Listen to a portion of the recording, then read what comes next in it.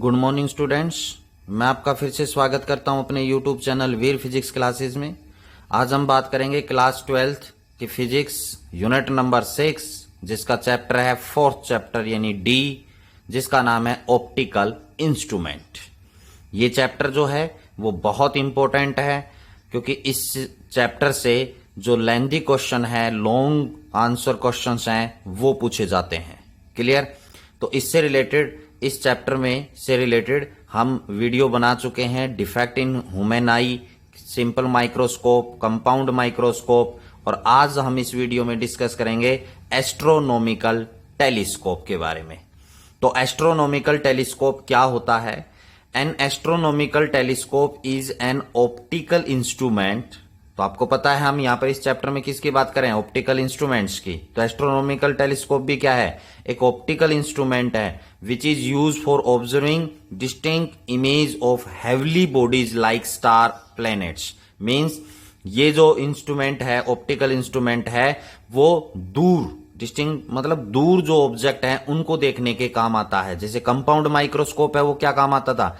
जो नजदीक ऑब्जेक्ट हैं उनको देखने के काम आता है, जिनको हम नेक्ड आई से नहीं देख सकते। लेकिन एस्ट्रोनॉमिकल टेलीस्कोप जो है वो हैवी ऑब्जेक्ट को देखने के काम आता है, जो दूर होते हैं, जैसे स्टार वगैरह हैं, प्लैनेट्स वगैरह हैं, उनको देखने के काम आता है। ये क्या करता है? जो दूर ऑब्जेक्ट होते हैं उनको देखता है, देखने के लिए क्या करता है कि उसकी इमेज जो है वो छोटी बनाकर और नजदीक बनाकर दिखाता है एस्ट्रोनॉमिकल टेलीस्कोप।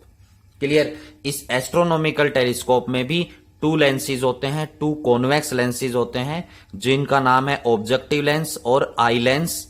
जो ऑब्जेक्टिव लेंस है उसकी फोकल लेंथ ज्यादा होती है, आई लेंस की फोकल लेंथ कम होती है। क्लियर? तो आज हम इस टेलीस्कोप के केसेस के बारे में डिस्कस करेंगे। तो जैसे पहला केस है नॉर्मल एडजस्टमेंट। टेलीस्कोप के दो डायग्राम बनेंगे। एक तो नॉर्मल एडजस्टमेंट, जिसमें इमेज जो है वो इंफिनिटी पर बनेगी, और एक दूसरी बात, हम दूसरा जो डायग्राम है और मैग्निफिकेशन जो पावर है उसके बारे में डिस्कस करेंगे, जब इमेज जो है वो बन रही है फाइनाइट डिस्टेंस के ऊपर। तो दो केसेस हैं इसके में, और पेपर में आपसे लिखकर पूछेगा कि नॉर्मल एडजस्टमेंट के लिए आपने करना है या इमेज फॉर्मेशन के लिए आपने करना है। क्लियर? तो एस्ट्रोनॉमिकल टेलीस्कोप में दो केसेस हैं। पहला केस है नॉर्मल एडजस्टमेंट, जिसमें इमेज जो है, इमेज यहां पर जो बनेगी, इमेज एट इंफिनिटी, इमेज जो है वो कहां पर होगी? इंफिनिटी पर बनेगी, यानी फाइनल जो इमेज है वो इंफिनिटी पर होगी। क्लियर? तो इसके लिए हम डायग्राम के बारे में डिस्कस करते हैं। सबसे पहले आइए ध्यान से देखना है डायग्राम को। तो यहां पर डायग्राम में क्या है कि सबसे पहले आप एक ऑब्जेक्टिव लेंस बनाएंगे जिसकी फोकल लेंथ ग्रेटर होती है as comparison to eyepiece. Clear? ये आपके पास कॉन्वेक्स लेंस है। ये आपको पता है प्रिंसिपल एक्सिस आप ड्रॉ करेंगे, इसके सेंटर से पास होने वाली बिल्कुल स्ट्रेट लाइन,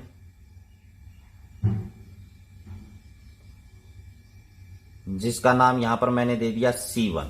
ये फर्स्ट लेंस है। इस लेंस को क्या कहते हैं हम? Objective lens. कौन सा लेंस कहते हैं? ऑब्जेक्टिव लेंस, क्योंकि ये ऑब्जेक्ट की तरफ होता है। क्लियर?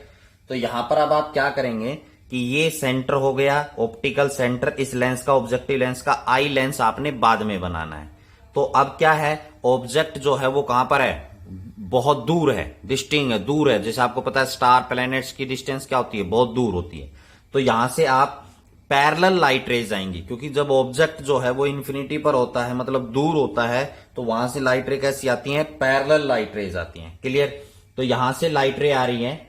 एक लाइट रे आप इस प्रकार यहां से सेंटर से पास होती हुई आप लाइन है वो स्ट्रेट ड्रॉ करेंगे। सबसे पहले इसे सेंटर से पास होगी ये लाइन, आप स्ट्रेट लाइन लेके जाएंगे, क्योंकि लेंस में क्या होता है? जो लाइट रे सेंटर से पास होती है, ऑप्टिकल सेंटर से पास होती है, तो उसके पाथ के अंदर कोई भी चेंजमेंट नहीं आता है। क्लियर? इसके बाद और लाइट रेज जो हैं वो आप पैरेलल लाइट रे डालेंगे। इसी प्रकार इसी के पैरेलल आप कॉन्वेक्स लेंस के ऊपर लाइट रे डालेंगे। यहां से भी आप पैरेलल लाइट रे डालेंगे इस कॉन्वेक्स लेंस पर। क्लियर? तो ये लाइट रे आपको पता है क्या करेगा कॉन्वेक्स लेंस? कन्वर्स। तो मतलब ये लाइट रे यहां से बैंड हो जाएंगी। क्या हो जाएंगी? बैंड। ये लाइट रे कैसे आ रही थी? सीधी आ रही थी सेंटर से। ये लाइट रे यहां पर क्रॉस करेगी। इसी प्रकार आपके पास ये लाइट रे भी इस पॉइंट से क्रॉस करेगी। क्लियर हो गया? कोई प्रॉब्लम? सेंटर से लाइट रे कैसे जाएगी? सीधी। यहां पर आप लाइट रे क्या करेगा? कन्वर्ज करेगा, जो पैरेलल आ रही हैं। जब ये सारी लाइटें जिस पॉइंट पर मिलेंगी वहां पर बेटा इमेज बनेगी। वहां पर क्या बनेगी? इमेज, जिसका नाम दे दिया A dash and B dash. A dash and B dash. Clear? ये इमेज किसने बनाई है? ऑब्जेक्टिव लेंस ने बनाई है। कोई प्रॉब्लम? अब यहां पर ये क्या है? नॉर्मल एडजस्टमेंट है। मतलब इमेज जो है, फाइनल इमेज जो है वो कहां पर बनेगी? इन्फिनिटी पर। ये तो इसने यहां पर बनाई है, तो इन्फिनिटी पर कब बनेगी? जब ये इमेज जो है यहां पर एफ ओ यानी ऑब्जेक्टिव लेंस की फोकस और एफ ई दोनों ही एक ही पॉइंट पर है। यानी यहीं पर इसी पॉइंट पर ए डैश पर एफ ओ है और एफ ई मतलब आई पीस की फोकल लेंथ है। अब ये लाइट रेज जो हैं, ये जो लाइट रे हैं ये किसके ऊपर फॉल होंगी बेटा? दूसरे कॉन्वेक्स लेंस के ऊपर फॉल होंगी, जिसकी फोकल लेंथ क्या होती है? कम फोकल लेंथ होगी। ये लाइट रे इसके ऊपर फॉल होंगी, इस कॉन्वेक्स लेंस के ऊपर।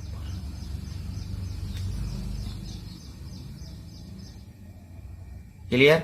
ये लाइट रे कहां पर आएंगी? इस कॉन्वेक्स लेंस के ऊपर आएंगी।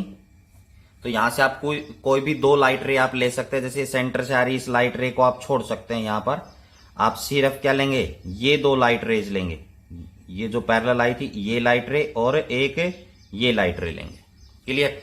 अब ये जो लेंस है ये लेंस कौन सा कहलाएगा? Eye lens. कौन सा लेंस कहलाएगा? आई लेंस कहलाएगा। क्लियर? क्यों? क्योंकि ये आई की तरफ होता है, आंख की तरफ होता है, जिस साइड हम देखते हैं। तो अब इस आई लेंस के फोकस पर ही ऑब्जेक्ट है, यानी एफ ओ भी यहीं पे लाई कर रहा है। मतलब इसने इमेज कहां बनाई? फोकस पर। और जो आई लेंस है इसके भी फोकस क्या कर रहा है? यहीं पे लाई कर रहा है। तो इसका मतलब आई लेंस के लिए जो ए डैश बी डैश है ये किसका काम करेगा? ऑब्जेक्ट का। तो इसका ऑब्जेक्ट है वो कहां पर है? फोकस पर। तो इमेज कहां बनेगी? इन्फिनिटी पर बनेगी। इमेज कहां पर बनेगी? इन्फिनिटी पर। क्लियर? इस लेंस का ये क्या कहलाएगा? सेंटर कहलाएगा C2। सेंटर क्या कहलाएगा? C2। तो यहां से आपके पास लाइट रे क्या रहेंगी? पैरेलल। तो इमेज इन्फिनिटी पर बनेगी तो लाइट रे क्या रहेंगी? पैरेलल रहेंगी। इस प्रकार आप दिखाएं। ये लाइट रे आगे आपके पास स्ट्रेट चली जाएगी। इसी प्रकार ये लाइट रे आगे स्ट्रेट चली जाएगी इसके रिफ्रैक्शन से। क्लियर? यहां पर आपके पास क्या होगी? आपकी आई है। यहां से आप देखेंगे यही आई पीस होता है। क्लियर? अब एक लाइट रे यहां से आप डालेंगे, एक लाइन C2 से, और जहां पर आपकी इमेज बन रही है उससे आप ये लाइन ड्रॉ करेंगे सीधी। ये किसके लिए है? एंगल बनाने के लिए है। क्या बनाने के लिए? एंगल। अल्फा बीटा और गामा, अल्फा और बीटा एंगल हम बनाएंगे उसके लिए। क्लियर? तो यहां पर आपके पास ये रे डायग्राम हो गया। कोई प्रॉब्लम? तो यहां पर ये इमेज कहां पर बनेगी? इन्फिनिटी पर बनेगी। तो ये है नॉर्मल एडजस्टमेंट का डायग्राम।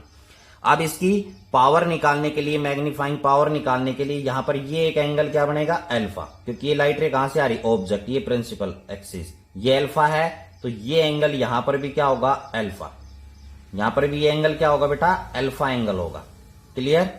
अब इसी प्रकार यहां पर इमेज के साथ जो एंगल बनता है वो क्या कहलाता है? बीटा। तो ये C2 से पास होने वाली बी पर ये यहां पर ये एंगल है वो क्या होगा? बीटा एंगल होगा। कौन सा एंगल होगा? Beta. Clear? Step by step आपको बिल्कुल डायग्राम है वो सिंपल तरीके से आपको समझा दिया गया है कि कैसे होगा।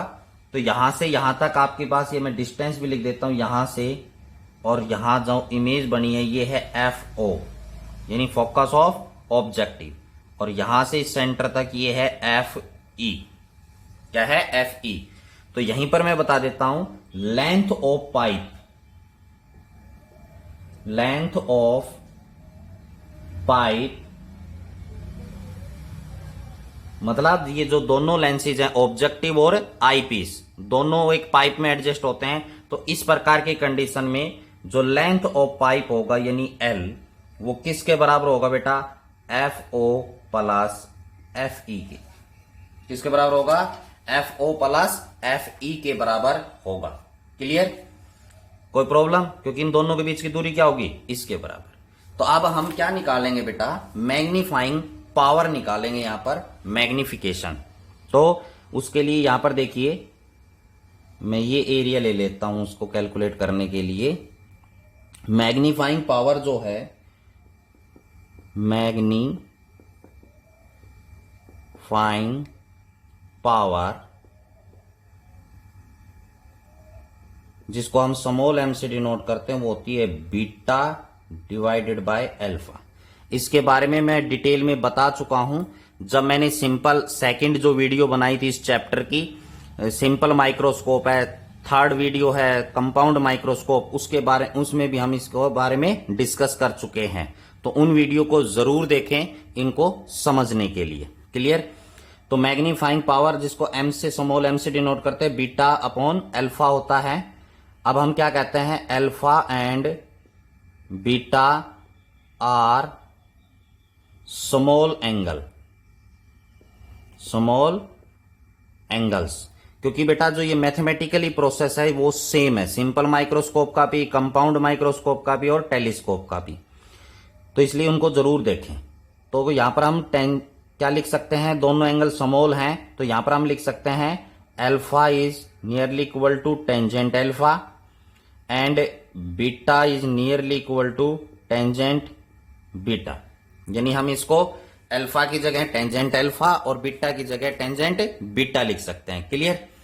अब आगे देखिए, यहां पर हम क्या लिखते हैं? Magnification, magnifying power M that is equal to tangent beta divided by tangent alpha. Clear? अब हमें टेंजेंट अल्फा और बीटा की वैल्यू कैलकुलेट करनी है। तो यहां पर देखिए, फ्रॉम ट्रायंगल अल्फा एंगल लेना है हमने। क्लियर?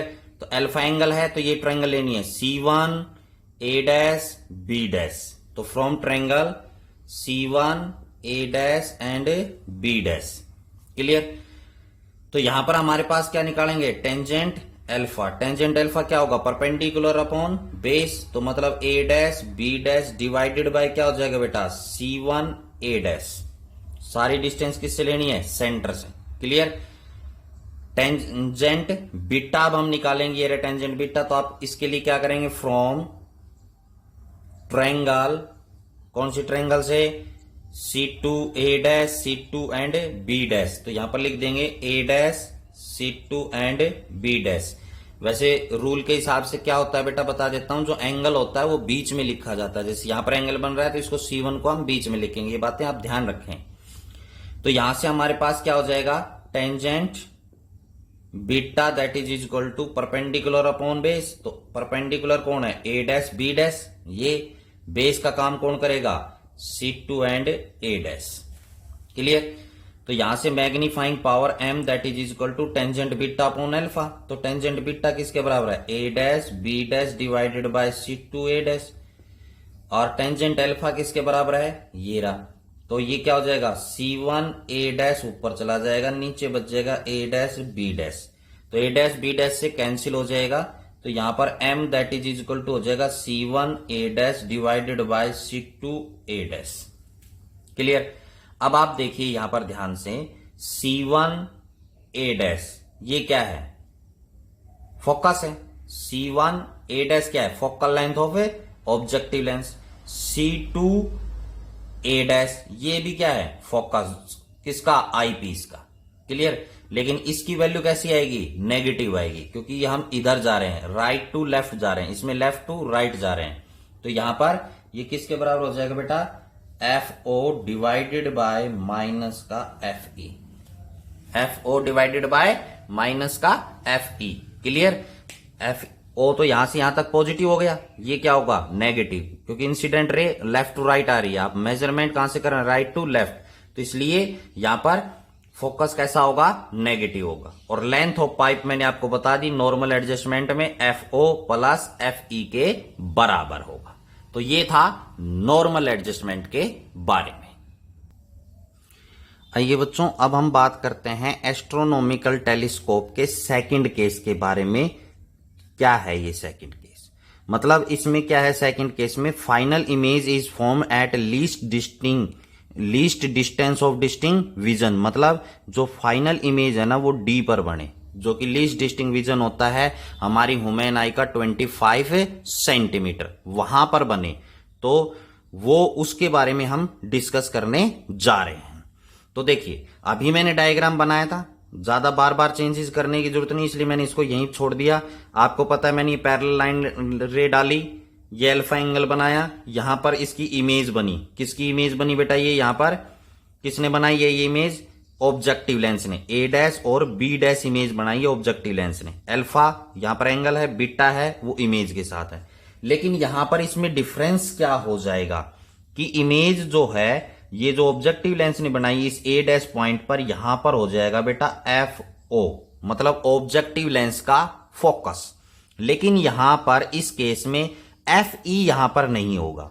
मतलब ये जो इमेज है वो कहां पर, ये FE इसका यहां पर होगा।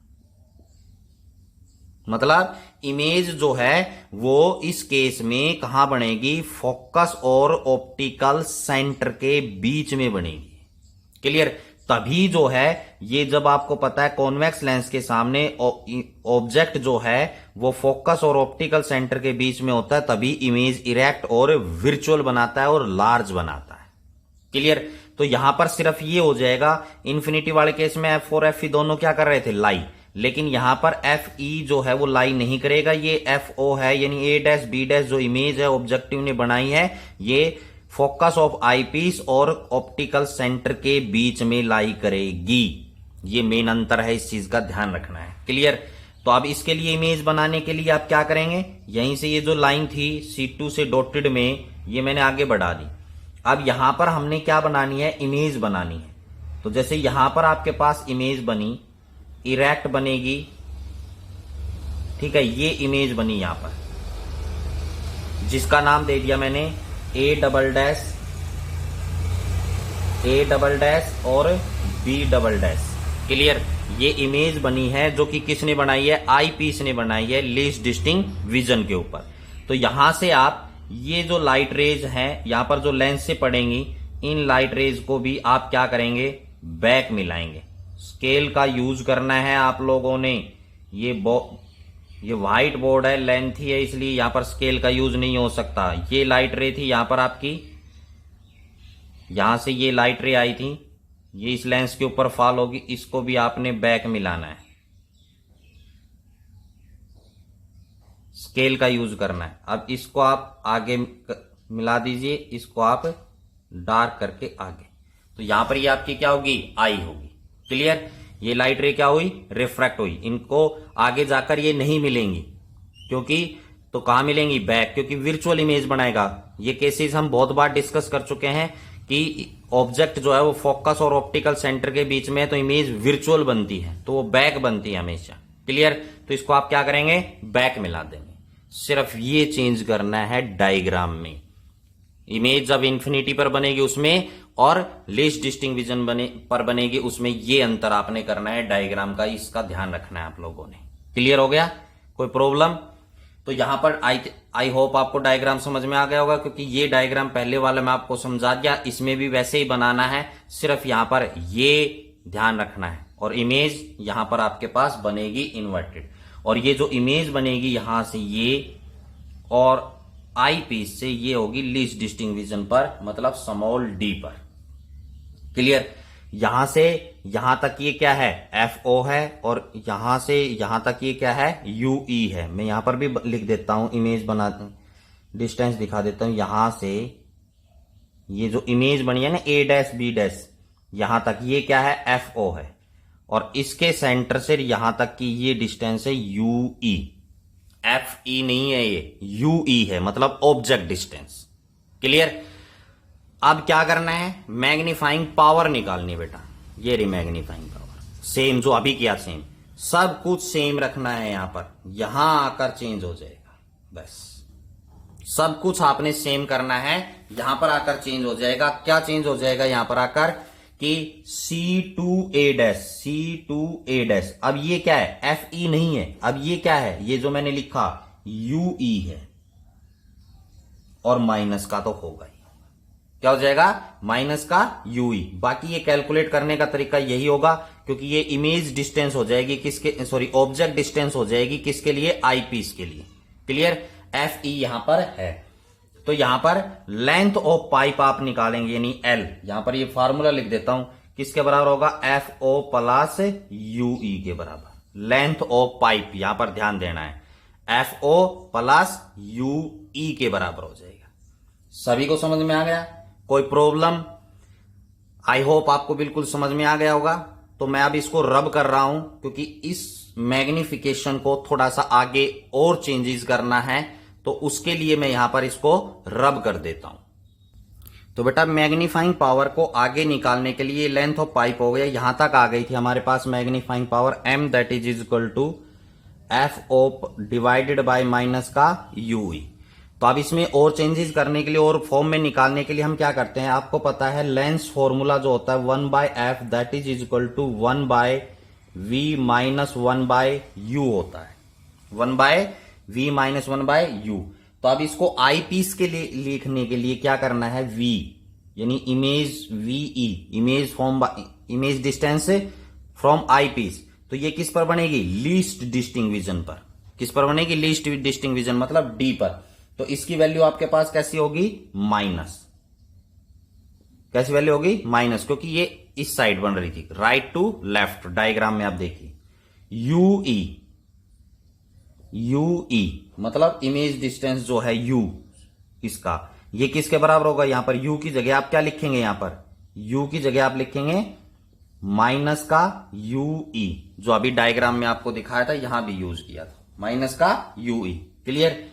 तो यहां पर कॉन्वेक्स लेंस है, फोकल लेंथ कैसी आएगी, पॉजिटिव आएगी। क्लियर। तो इसकी वैल्यू यहां पर रख देते हैं। तो यहां पर आपके पास 1/FE that is equal to 1/v की जगह -d माइनस 1/u की जगह UE, और कैसा होगा UE, माइनस का। क्लियर। साइन कन्वेंस का जरूर ध्यान रखना है इस चीज में। कभी आप कहो ना जी सर माइनस तो पहले ही आ रहा है, हम यहां पर माइनस क्यों रखें, नहीं, ये फॉर्मूला है, फॉर्मूला आने के बाद भी साइन कन्वेंस का आपने ध्यान रखना है, बी केयरफुल। तो यहां पर आपके पास क्या हो जाएगा बेटा, 1/FE that is equal to 1/-d plus 1/UE, minus minus क्या हो जाएगा, प्लस। तो यहां पर 1/UE that is equal to, ये इसको उधर ले जाएंगे तो यहां पर ये क्या हो जाएगा बेटा, 1/FE प्लस 1/d, लीस्ट डिस्टिंक्विजन के बराबर हो जाएगा। क्लियर। इसमें से मैं क्या करता हूं, 1/FE कॉमन ले लेता हूं यहां से, तो यहां क्या बचेगा 1, यहां पर क्या बचेगा 1/FE लिया तो FE कहां चला जाएगा, ऊपर, divided by d, 1 plus FE divided by d। अब देख लो इसको, कुछ बच्चों को कंफ्यूजन, इसको अंदर मल्टीप्लाई करके देख लिया करो, अंदर मल्टीप्लाई करेंगे 1/FE, इसको इससे मल्टीप्लाई करेंगे तो FE से FE क्या हो जाएगा, कैंसिल, 1/d ही बचेगा। क्लियर। तो यहां पर ये वैल्यू किसकी आ गई बेटा, 1/UE की। क्लियर। तो अब आगे हमने क्या देखना है, मैग्निफिकेशन का फार्मूला क्या होता है, M that is equal to FO divided by minus का UE। तो ये UE की जगह ये वैल्यू पुट कर दीजिए, 1/UV है ना, तो ये भी 1 में है, तो इसकी वैल्यू पुट कर दीजिए, यहां पर क्या जगह, M that is equal to FO divided by FE। ठीक है, और माइनस का साइन तो है ही है, ये माइनस क्योंकि ये प्लस का है, into 1 plus FE divided by D, 1 plus FE divided by D। मैंने जस्ट क्या किया है, इसको और सिंप्लीफाई कर दे तो आपकी समझ में आ जाएगा, minus FO multiply by 1/UE। ठीक है, तो FO ये माइनस का, तो 1/UE की वैल्यू सीधी यहां पर मल्टीप्लाई कर दी। तो ये आपके पास क्या आ गया बेटा, मैग्नीफाइंग पावर का दूसरी फॉर्म आपके पास आ गई, किसके लिए, एस्ट्रोनॉमिकल टेलीस्कोप के लिए, जब इमेज है वो लीस्ट डिस्टिंक्ट विजन पर बन रही है तब। तो आज की आज हमने अभी जो डिस्कस किया वो एस्ट्रोनॉमिकल टेलीस्कोप के बारे में डिस्कस किया, और ये एस्ट्रोनॉमिकल टेलीस्कोप जो है वो कैसा टेलीस्कोप है बेटा? रिफ्रैक्टिंग टाइप टेलीस्कोप है, यानी रिफ्रैक्शन ऑफ लाइट हो रहा है। क्लियर? तो यहां पर एस्ट्रोनॉमिकल टेलीस्कोप ये रिफ्रैक्शन से रिलेटेड है। आइए बच्चों, अब हम डिस्कस करते हैं रिफ्लेक्टिंग टाइप टेलीस्कोप के। किसके बारे में? Reflecting type telescope. अभी जो हमने बात की थी वो था रिफ्रैक्टिंग टाइप टेलीस्कोप, क्योंकि वहां पर लेंसेज थे, तो वहां से लाइट रे का क्या हो रहा था? रिफ्रैक्शन। लेकिन यहां पर अब क्या हो रहा है? किसकी बात करेंगे? रिफ्लेक्शन टाइप टेलीस्कोप के बारे में डिस्कशन करेंगे। मींस इस टाइप का जो हमारे पास टेलीस्कोप है, इसके अंदर किसका यूज किया जाएगा? मिरर्स का यूज किया जाएगा। किसका यूज किया जाएगा? मिरर्स का। अब कुछ बच्चे कहेंगे सर जब वो टेलीस्कोप था तो इस टेलीस्कोप की क्या आवश्यकता थी? क्योंकि ये जो रिफ्लेक्टिंग टाइप टेलीस्कोप है ये एक प्रकार से इंप्रूवमेंट की गई थी। किसके अंदर? रिफ्रैक्टिंग टाइप टेलीस्कोप के अंदर। इमेज से रिलेटेड है, इमेज की जो इंटेंसिटी वगैरह है उससे रिलेटेड, इमेज की जो क्लियरिटी है उससे रिलेटेड इसके अंदर क्या किया गया? इंप्रूवमेंट किया गया। किसमें? रिफ्लेक्टिंग टाइप टेलीस्कोप में। और बेटा ये बहुत इंपॉर्टेंट आर्टिकल है। रिफ्लेक्टिंग टाइप टेलीस्कोप बहुत इंपॉर्टेंट आर्टिकल है, ये पेपर में बहुत बार पूछा जाता है, चाहे वो हरियाणा बोर्ड हो, चाहे वो सीबीएसई बोर्ड हो, चाहे कोई भी बोर्ड हो। क्लियर? तो ये एक इंपॉर्टेंट आर्टिकल बनता है, क्वेश्चन बनता है। इसमें मैं डायग्राम के बारे में डिस्कस करेंगे हम इसके, और इसकी क्या क्या एडवांटेजेस हैं as comparison to refracting type telescope, क्योंकि ये बातें पेपर में पूछी जाती हैं। क्लियर? तो रिफ्लेक्टिंग टाइप टेलीस्कोप में रिफ्लेक्शन ऑफ लाइट का यूज होता है, ये एक इंप्रूवमेंट है टेलीस्कोप के अंदर as comparison to refracting type telescope. तो आइए बच्चों इसके डायग्राम के बारे में हम डिस्कस कर लेते हैं। तो इसके डायग्राम में क्या है बेटा? बिल्कुल आसान है। यहां पर एक पाइप होता है, ये क्या होता है? एक पाइप होता है। इसके अंदर क्या होता है बेटा? यहां पर पैरेलल लाइट रेज आएंगी। जैसे आपके पास कोई भी सोर्स ऑफ लाइट, जिस आप ऑब्जेक्ट को देखेंगे उस ऑब्जेक्ट से क्या आती हैं? पैरेलल लाइट रेज आती हैं इसमें। क्लियर? ये पैरेलल लाइट रेज जो हैं आएंगी, ये एक कॉनकेव मिरर लगाया हुआ होता है। यहां पर क्या लगाया होता है? Concave mirror. ये शेप है वो किसकी है? कॉनकेव मिरर की। तो ये लाइट रे है वो इस कॉनकेव मिरर के ऊपर फॉल होती है। क्लियर? लाइकवाइज यहां भी आपके पास एक कॉनकेव मिरर लगा होता है, दोनों साइड, अपर भी एंड लोअर भी। तो ये लाइट रे किस के ऊपर फॉल होती है? कॉनकेव मिरर के ऊपर फॉल होती है। ये पाइप होता है, पाइप के साथ ये कॉनकेव मिरर लगा होता है। अब यहां से ये जो मिरर है, मिरर से जो लाइट रे रिफ्लेक्ट होगी वो किसके ऊपर फॉल होती है बेटा? कॉन्वेक्स मिरर के ऊपर। किसके ऊपर? ये कॉन्वेक्स मिरर है। ये लाइट रे इस कॉन्वेक्स मिरर के ऊपर फॉल होती हैं, कॉनकेव से रिफ्लेक्ट होकर ये लाइट रे यहां पर फॉल होंगी। डायग्राम को ध्यान से देखना है। इसी प्रकार यहां से ये लाइट रे रिफ्लेक्ट होकर इस कॉन्वेक्स मिरर के ऊपर फॉल होगी। क्लियर? अब जब ये लाइट रे क्या होंगी? रिफ्लेक्ट। तो अब दोबारा से ये लाइट रे क्या होंगी? रिफ्लेक्ट होंगी। किसके द्वारा? कॉन्वेक्स मिरर के द्वारा।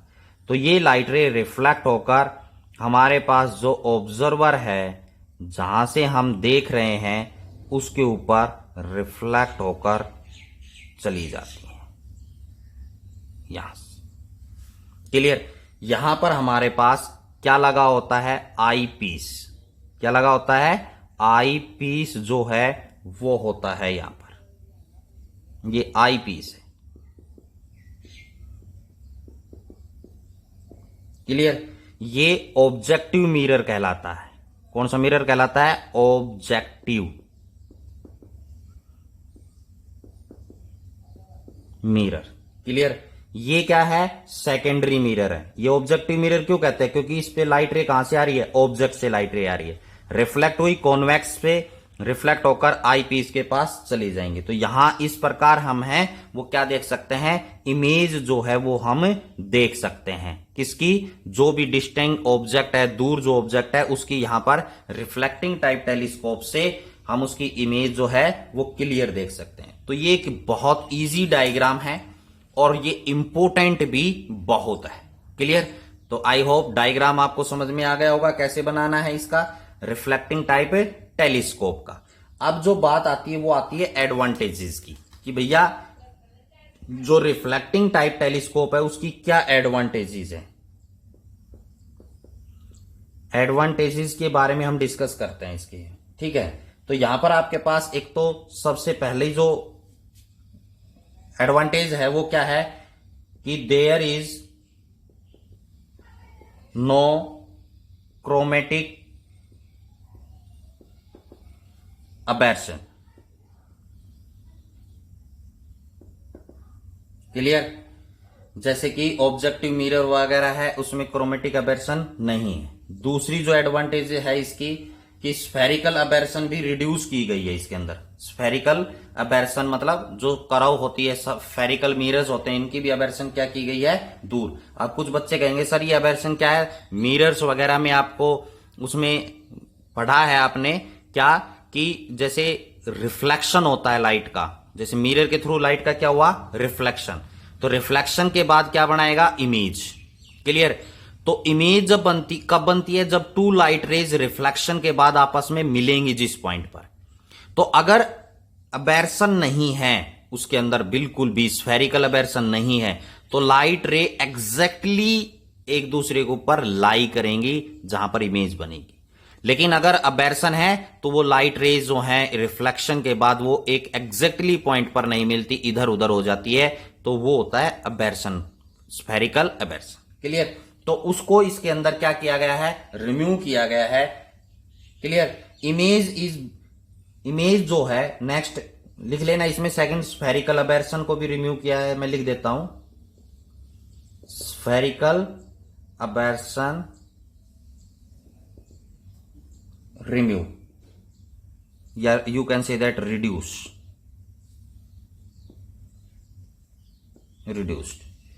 थर्ड है इमेज इज ब्राइटर कंपेयर्ड, आप नोट्स बना सकते हैं, compare to that in A